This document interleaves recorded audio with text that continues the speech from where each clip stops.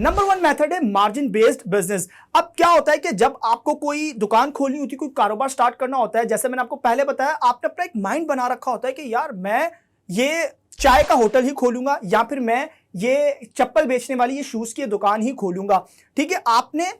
ये माइंड बनाया और इस माइंड से आप पैसे जमा करते हो कि यार मुझे थोड़े पैसे उधार मिल जाए और मैं जमा करूं और मैं अपनी एक दुकान लूं और मैं अपनी कोई चप्पल बेचने की दुकान शुरू कर दूं।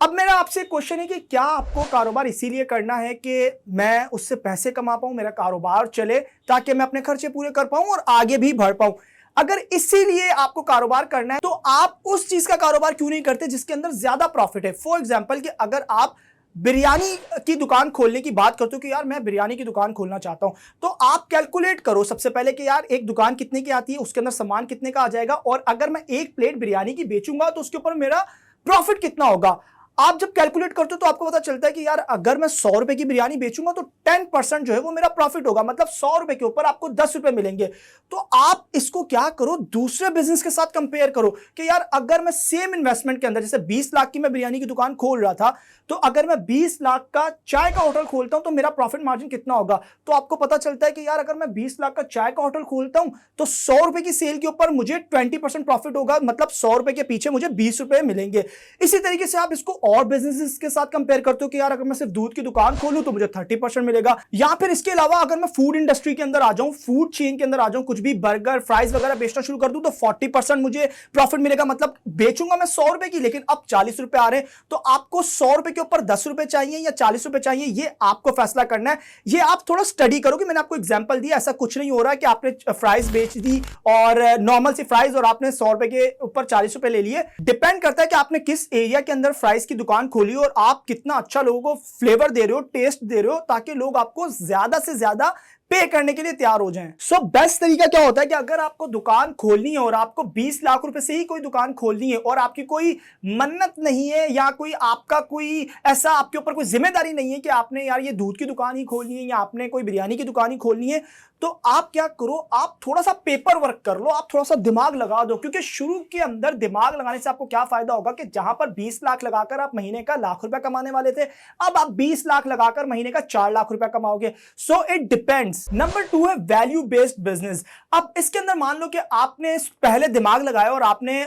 सारे ऑप्शंस के अंदर से कंपेयर करके आपने बोला कि यार मैं दूध की दुकान खोलता हूं तो मुझे इतना फायदा होगा, अगर मैं ग्रोसरी दुकान खोलता हूं मुझे इतना फायदा होगा, और आप देखते हो कि जो सबसे ज्यादा मुझे फायदा हो रहा है वो कपड़े बेचने के अंदर हो रहा है। अब आपने अपने माइंड को बिल्कुल क्लियर कर लिया कि भाई अब मुझे कपड़े की ही दुकान खोलनी है, मतलब ऐसी दुकान खोलनी है जहां पर मैं पैंट शर्ट्स को बेच पाऊंगा।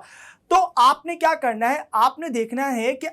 थोड़ा सा बाहर जाओ मार्केट के अंदर और पता लगाओ कि क्या कोई ऐसी कपड़े की बहुत बड़ी दुकान थी पास्ट के अंदर जो पहले बहुत ज्यादा चलती थी, लेकिन कुछ पर्सनल मामलात की वजह से या कुछ इश्यूज की वजह से, कुछ मसलों की वजह से वो दुकान अब बंद हो चुकी है। और अगर आपने वो पता लगा लिया कि यार वो दुकान बंद है क्योंकि उनसे वो काम नहीं हो पा रहा था या कोई भी मसला था, और अगर आपको लगता है कि यार वो दुकान, वो मसला मैं हल कर सकता हूं, तो अब आपको क्या फायदा होगा कि जो दुकान पहले इतनी अच्छी खासी चल रही थी कि उसकी वैल्यू जो है ना वो 1 करोड़ रुपए की हो चुकी थी, वो दुकान इतनी चल रही थी कि उसकी जो कीमत हो गई थी वो 1 करोड़ थी, उसकी सेल्स जो थी वो दिन की 2 लाख रुपए थी, लेकिन अब दुकान जो है ना वो बंद पड़ी है तो उसकी कीमत गिर गई है। तो आप कोशिश करो कि आप वो दुकान खरीदो। आपको वो दुकान कितने में मिल जाएगी जिसकी कीमत करोड़ पे थी, अब वो दुकान आपको 50 लाख 40 लाख या इससे कम या आगे पीछे में आपको मिल जाएगी। मतलब कि पहले बहुत ज्यादा उसकी वैल्यू थी, अब कम है, तो इसका मतलब आप जैसे उसको खोलोगे, फुटफॉल वहां पे था, लोग उस वहां पर पहले से आते थे, जैसे आपने दुकान खोली, आप जैसे ही ओपनिंग करोगे लोगों को पता चलेगा, ऑटोमेटिकली लोग आ जाएंगे और ज्यादा से ज्यादा 1 महीने के अंदर अंदर आप 1 महीने या कह लो कि 2 महीने के अंदर आप दोबारा से उस दुकान को उसी कीमत के ऊपर पहुंचा दोगे। अब प्लस यहां पे मैं आपको एक बोनस पॉइंट बता देता हूं। फॉर एग्जांपल आपने बोला चलो ठीक है यार अब मैं यही दुकान ले लेता हूं, सही है, 50 लाख की मुझे ये दुकान मिल रही है और 20 लाख का मैं इसके अंदर माल डालूंगा, 70 लाख रुपए के अंदर मैं अपनी दुकान शुरू कर दूंगा, कपड़े बेचना शुरू कर दूंगा, जहां से मुझे मंथली 1 लाख रुपया प्रॉफिट आएगा। अब आपने क्या करना है, यहां पर आपने एक और मेथड को यूज करना है, बोनस पॉइंट है मैं आपको बता रहा हूं। यहां पर आप क्या करो कि उस दुकान को खरीदो मत, उस दुकान को रेंट पर ले लो। इससे क्या होगा कि आपने 1 लाख रुपए रेंट दिया, 20 लाख रुपए का आपने माल डाला और आप मंथली कितना वहां से कमा रहे हो, मान लो 2 लाख रुपए, ठीक है।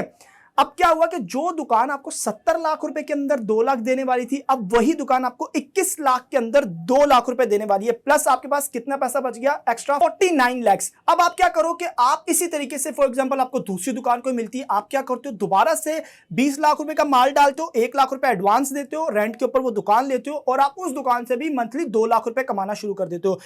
इसके अलावा भी आपके पास 28 लाख रुपए बचता है। आप फिर से यही करते हो, आप तीसरी दुकान खोलते हो और आप 1 लाख रुपए एडवांस देते हो, 20 लाख रुपए का माल डालते हो और यहां से भी आप 2 लाख रुपए कमाना शुरू कर देते हो। स्टिल आपके पास 7 लाख रुपए बचते हैं, जहां पर आपने क्या किया कि आपने 70 लाख रुपए लगाकर जहां पर सिर्फ 2 लाख रुपए महीने के कमाने थे, अब वहां पर आप 63 लाख रुपए लगाकर महीने के 6 लाख रुपए कमा रहे हो। स्टिल आपकी पॉकेट के अंदर 7 लाख है। आप बिजनेस एक्सपेंशन के अंदर इसको इन्वेस्ट कर सकते हो, आप इसी को री इन्वेस्ट कर सकते हो कि आपने कोई माल सस्ता खरीद लिया और प्रॉफिट को बढ़ा लिया। या फिर अगर आपको ये मॉडल समझ में आ गया तो इसका एक और बहुत बड़ा फायदा ये होता है कि जो इंसान पैसों का इंतजार कर रहा है कि यार मेरे पास 21 लाख रुपए हो गए जमा, लेकिन 49 और मिल जाए तो मैं 70 लाख से अपनी वो दुकान खोल पाऊंगा। तो अब आपको पता चल गया कि कम पैसों के अंदर दुकान कैसे खोलते हैं जिसके अंदर प्रॉफिट भी आपको बहुत ज्यादा होगा। और मैं यहां पर आपको बिजनेस के 3 गोल्डन रूल बताना चाहता हूं कि पहला, आपने जब भी बिजनेस स्टार्ट करना है तो आप कोशिश करो, देखो कि जो आपका जो स्टार्ट है क्या वो फ्री के अंदर हो सकता है।